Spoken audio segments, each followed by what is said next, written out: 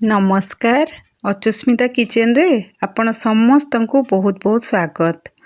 मु आगरू आपण मानक सहित बिरी आउ खसा को लेकिन खसा बड़ी फूल बड़ी बनईकी देखी। आज मु आपण मानक पानी कखारु मंजी आउ बिरी को लेकिन नुआ प्रोसेस रे बड़ी बनईकी देखेबी। कहीं कहीं ये बड़ी को मंजी बड़ी तो कहीं कहीं यह को भजा बड़ी मध्य कहितांती। यही बड़ी को बनईकी आपण भात सहित पखाला हो बा गरम भाजिकी खाइले बहुत ही भल लगी थाए। भिडियोटी को फुल वाच करंतु। आशा करुछि आजिर रेसिपी आपण मानकु पसंद आसिबो। पसंद आसिले लाइक करंतु, शेयर करंतु एवं जदि मो चैनल को ए पर्यंत सब्सक्राइब करनांती प्लीज सब्सक्राइब करनियंतु। चलंतु ताले स्टार्ट करिबा आजिर रेसिपी। एठी देखंतु ए मंजी बड़ी बनैया एठी मु बिरी को प्रथम बाटिकी नहीं आसी। एटा जो चोपा थाए कि फाड़ बिरी सेटा को मु बतुरे नहीं 5 घंटा तापर मु ताको धोईकी भल भाबरे तार को परिष्कार करके चोपा छड़ेकी मु बाटिकी एठी आनीची। सबु बेले आपण चेष्टा करिवे ए जो चोपा थिबा बिरी रे बड़ी करिया पे एमती कले कोन बड़ी बहुत बढ़िया हुए। तापर देखंतु मु ताको बाटिकी आनला परे आपण को देखौची एटा एमती ही पूरा काठ करके बाटिबे। बिल्कुल भी बेसी पानी देबेनी नले हमर बड़ी भलसे बनिबनी। ता छडा एमती चिक्कण करके बाटिबे। एई दुईटी जिंस प्रथमे ध्यान रखिबे। तापरे ता छडा आउ कोन कोन सब नेची मु आपन को देखौची। एठी देखंतु मु नेची किछि स्वाद अनुसार लूण आपन जत्तिकी नौचंदी ना बिरी से हिसाब रे आपन नेबे।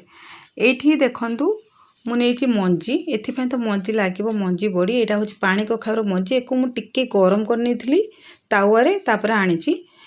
टिक्के गरम करनेबे अब पूरा ताकू लाल करके भाजीबेनी। ता सेही सेम प्रोसेस रे मु बादाम को मध्ये टिक्के भाजी नेथिली तार चोपा छाड़िया पे तापर मु ताकू चोपा छड़ेकी फाळ करके आनीची। एठी देखंतु मु नेची खसा एटा कोला खसा जोटा कि मु धोईकी तार चोपा को छड़ेकी आनीची। एठी देखंतु मु नेची जीरा जीरा निश्चित भाव देबे बड़ी रे बहुत बढ़िया लगिवो।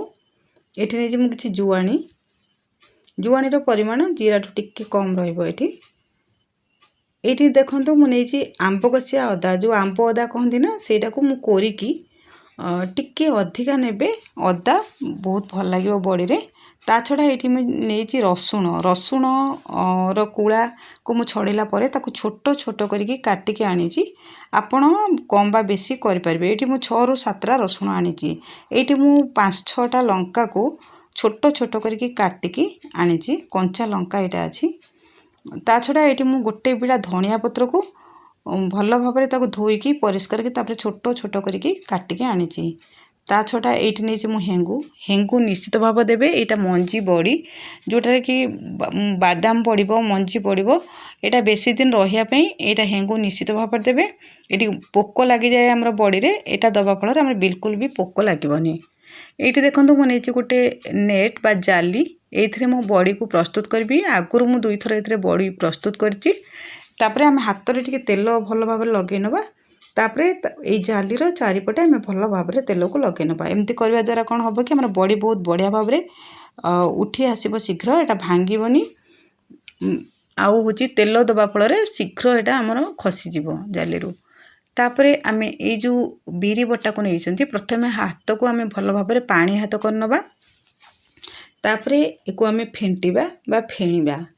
फेणिया पे देखो मु प्रथम गोटे परात नहीं आ परात से परात ही मु फेणीबी। एमती ओसारिया पात्र नियंतु जहाँफल कि आपण हाथ भल भाव बुली पार आ भल भाव फेणी हो पार।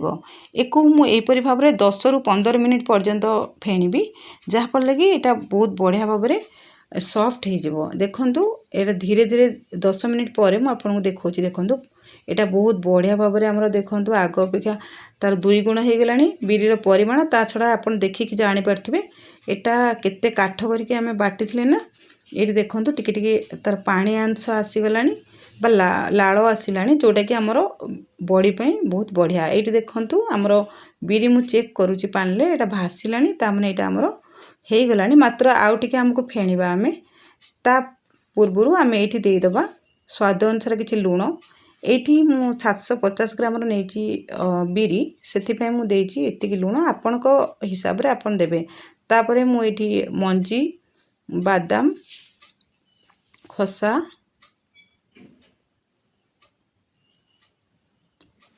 कोरिकी रखिथिबा आंब कसिया अदा को दे देछि कटा हेतिबा रसुण आपण एठी रसुण को छेचिकी मध्य नै परिबे ता छडा एठी मु नेछि जीरा आ जुआणी एई जीरा जुआणी को आपण चाहिले गुंड करिके मध्य नै परिबे मात्र मु गोटा देछि आपण चाहिले को गुंड करिके देबे बहुत बढ़िया लागिवो एठी देखंतु मु काटिकी जो धनिया पत्र रखिथिली सेटा को भी दे देछि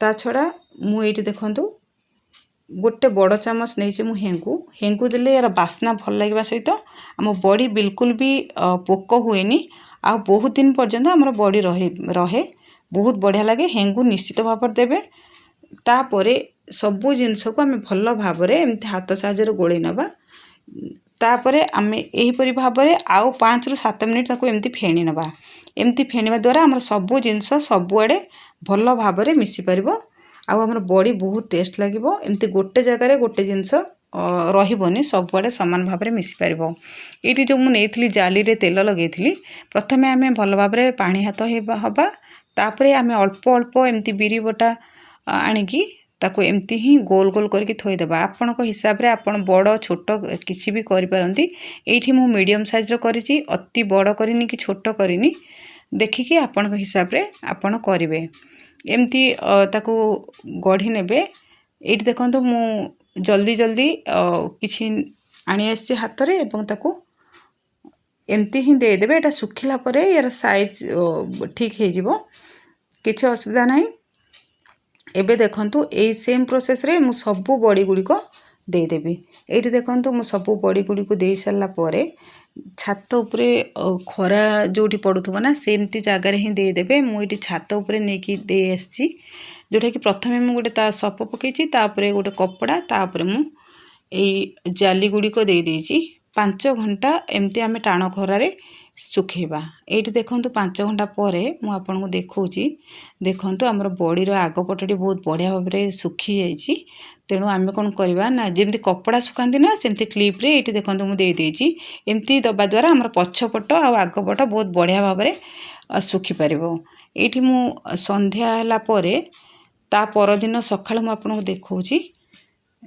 देखंतु हमर बॉडी केते बढ़िया भाव रे उठी गलानी कारण मोर बहुत बढ़िया भाव से दिन खरा होता आपड़ जिते बड़े बॉडी करेंगे गोटे ध्यान रखिए कि आपड़ पूरा जो दिन खरा होतबो ना सेमती देबे नहले पाग खराब हेले बॉडी बिल्कुल भी भल हेबनी देखंतु एपरि भाव में देखंतु सब बॉडी गुड़िक उठी आसलानी आमर केते बढ़िया भाव में एटा मात्र सुखीनी आमर भलसे आमे ताकू एमती खोली सारा परे दुईटी पात्र रे एठी देखंतु मु बॉडी को तार उल्टा पट करिकी एमती खेले नहीं एमती करिकी आमे 2 ରୁ 3 खरा ताकू सुखी नबा एमती करबा द्वारा हमर बॉडी बहुत बढ़िया भाव में सुखी परिबो एठी देखंतु मु 3 दिन परे आपन को देखौछि हमर बॉडी गुडी को बहुत बढ़िया भाव में सुखी गलानी पूरा हल्का हेछि बहुत बढ़िया हेछि मु आपन को देखौछि देखंतु एमती मुठेला बेल को एटा गुंड हो जाउछि ता माने एथरो आपन जानि परथु हम बॉडी बहुत बढ़िया बनिछि आपन एको निश्चित भाव में बनांतु मो प्रोसेस रे देखिए बहुत ही टेस्ट लगे आपड़ भाजिकी खाइला परे ही जानीपर